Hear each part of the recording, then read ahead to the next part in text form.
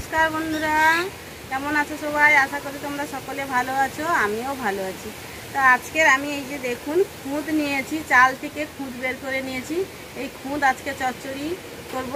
তো বন্ধুরা ভিডিওটা না টেনে প্রথম থেকে শেষ পর্যন্ত দেখবেন, আশা করি তোমাদের ভালো লাগবে। যে যেখান থেকে আমার ভিডিওটা দেখছো বড়োদেরকে অনেক প্রণাম আর ছোটোদেরকে অনেক ভালোবাসা জানিয়ে আজকের আমি শুরু করব খুদ চচ্চড়ি। চলুন তাহলে খুদ চচ্চড়িটা বানাই। তো প্রথমে আমি এই যে খুঁতগুলোকে ভালো করে এই যে দেখুন পাঁচড়িয়ে নিয়েছি, চাল থেকে খুঁতটা বের করে নিয়েছি। এটাকে ভালো করে 4-5 বার পরিষ্কার করে ধুয়ে নেব। এই যে দেখুন খুঁতটা তো ধুয়ে নিয়ে চলে এসেছি। আর এই যে খুঁত চচ্চড়ির জন্য এখানে এই যে 4টে পেঁয়াজ নিয়েছি, আলু নিয়েছি, লঙ্কা নিয়েছি আর কয়েকটা বরবটি নিয়েছি। এগুলোকে আমি এবার কেটে নেব। আলুটাকে প্রথমে ছাড়িয়ে নিচ্ছি, কীরকম কাটতে হবে দেখিয়ে দিচ্ছি তোমাদের। এই দেখুন আলুটাকে এইভাবে কেটে নিতে হবে ছোট ছোট করে।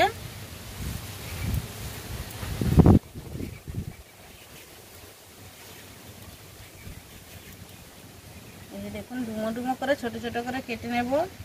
আর এইবারে বরবটিটাও কীরকম কাটতে হবে তোমাদের দেখিয়ে দিচ্ছি একটা করে।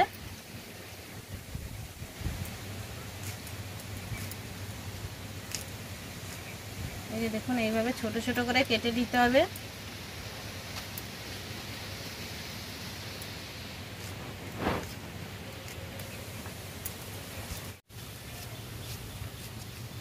এই যে দেখুন লঙ্কাটাও ছোট ছোট করে কেটে নিচ্ছি, এইভাবে গোল গোল করে কেটে নেব। পেঁয়াজ একটা কেটে দেখিয়ে দিচ্ছি, পেঁয়াজটাও ছোট ছোট করে কুচি করে নেব। এই যে দেখুন সব কিছু কেটে নিয়ে আমি ধুয়ে পরিষ্কার করে এই যে দেখুন খুদের মধ্যে দিয়ে দিয়েছি। আর এবার পরিমাণ মতন জল দিয়ে দেব, যাতে খুঁতটা সিদ্ধ হয়ে যায় আর রান্নাটা আমার হয়ে যায়।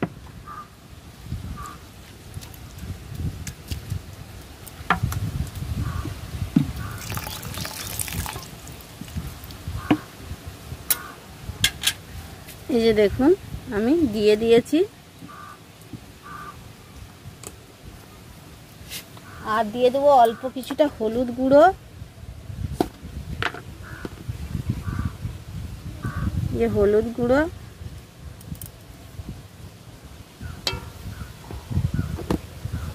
দেখুন আমি জলটা এই পরিমাণে দিয়েছি, বেশি একটা দেব না। এটা নাড়তে নাড়তে হয়ে যাবে। এবার এটা উপর থেকে ঢাকনা চাপিয়ে দেব, দিয়ে আমি উনুনটা ধরিয়ে দেব। এই দেখুন উনানটা ধরিয়ে দিয়েছি আর 4-5 মিনিট হয়ে গেছে। এবার আমি ঢাকনাটা খুলে দেব।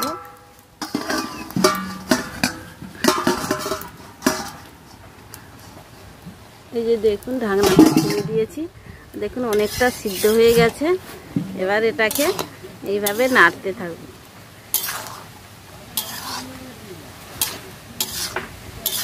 এই যে দেখুন নাড়িয়ে নিয়েছি। এবার আমি এখানে সরষের তেল নিয়েছি, কিছুটা দিয়ে দেব। দিয়ে দিয়েছি, আবারও ঢাকনা চাপিয়ে আবারও আমি 2-3 মিনিট একটু সিদ্ধ করে নেব। আবারও দেখো আমি 2-3 মিনিট পরে ঢাকনাটা খুলে এবার এটাকে আবারও একটু নেড়ে চেড়ে নেব।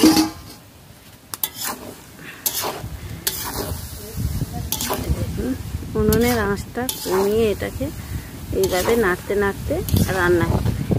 এটাকে আরও আমি 4-5 মিনিট এইভাবে নাড়তে নাড়তে রান্না করে নেব। আরও কিছুটা তেল দিয়ে দেব,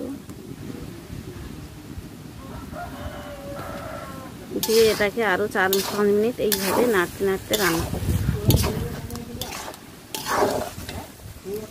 এই যে দেখুন এইভাবে হালকা হালকা জাল উনুনে আঁচটা লাগিয়ে এই যে দেখুন ঢাকনা চাপিয়ে চাপিয়ে আমি এটাকে আরও 10-15 মিনিট এই যে রান্না করে নিয়েছি। আর আরও আমি সবশেষে আরও আমি কিছুটা তেল দিয়ে দেব। এই যে দেখুন তেল দিয়ে দিয়েছি, দিয়ে এটাকে আরও একটু সময় আমি এইভাবে নাড়তে থাকবো। আর উনুনের আঁচটা কমিয়ে এটাকে রান্না করে নিতে হবে। এই যে দেখুন এই যে দেখুন তেল কিছুটা দিয়ে দিয়েছি, আর এই যে দিয়ে দিচ্ছি স্বাদ মতন লবণ। লবণটা দিয়ে আরও আমি 1-2 মিনিট এইভাবে হালকা আঁচে আমি এটাকে নেড়ে চেড়ে নেব। আর এই যে দেখুন আমাদের পুচকু এই যে রান্না হচ্ছে দেখছে আমাদের পুচকু সোনা। পুচকু তুমি কি দেখছো রান্না হচ্ছে? এইদিকে এইদিকে এইদিকে এইদিকে। হ্যাঁ রান্না করছি, পুচকু সোনা আমার কোলে এই যে বসে বসে দেখছে কি করছি। পুচু পুচু এই তো এইদিকে এইদিকে এইদিকে এইদিকে। এই যে দেখুন পুচকু সোনা কেমন হচ্ছে সোনা। এই যে দেখুন সবশেষে আমি 1 চামচের মতন জিরা গুঁড়া দিয়ে দিলাম, দিয়ে এবার এটাকে নেড়ে চেড়ে নামিয়ে নেব।